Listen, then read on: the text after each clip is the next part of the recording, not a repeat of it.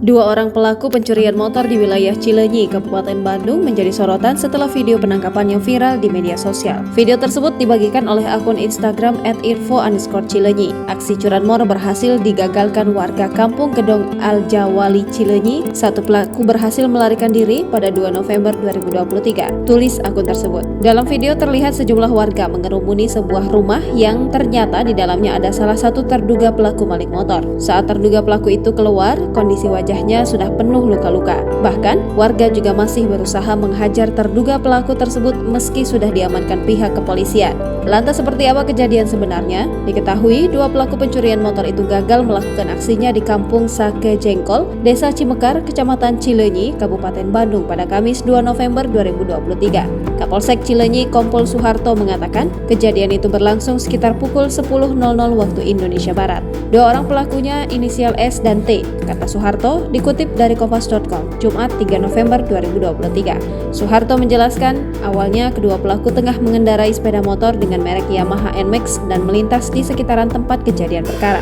Kemudian, pelaku S melihat ada sepeda motor merek Kawasaki Ninja RR yang terparkir di depan kantor Koperasi Langgeng Mitra Mandiri.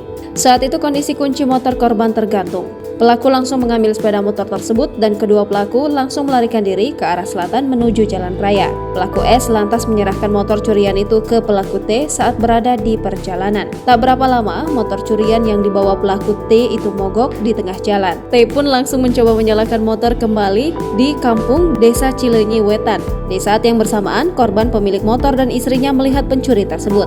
Melihat sepeda motor miliknya sedang di-step oleh kedua pelaku tersebut, korban langsung menendang motor Ninja RR kuning hingga terjatuh. Pelaku pun sempat melawan saat motor itu ditendang korban, meskipun akhirnya kabur. Keduanya melintas di dekat pesantren Al-Jawami dan terhambat oleh jalanan yang macet. Di dekat lokasi ada petugas polisi lalu lintas yang tengah berjaga. Petugas tersebut mendengar korban dan beberapa warga meneriaki kedua pelaku. Petugas tersebut langsung menabrakkan kendaraannya ke kendaraan pelaku. Pelaku T terjatuh dan langsung diamankan. Saat ini, polisi berhasil mengamankan pelaku T, sedangkan pelaku S melarikan diri.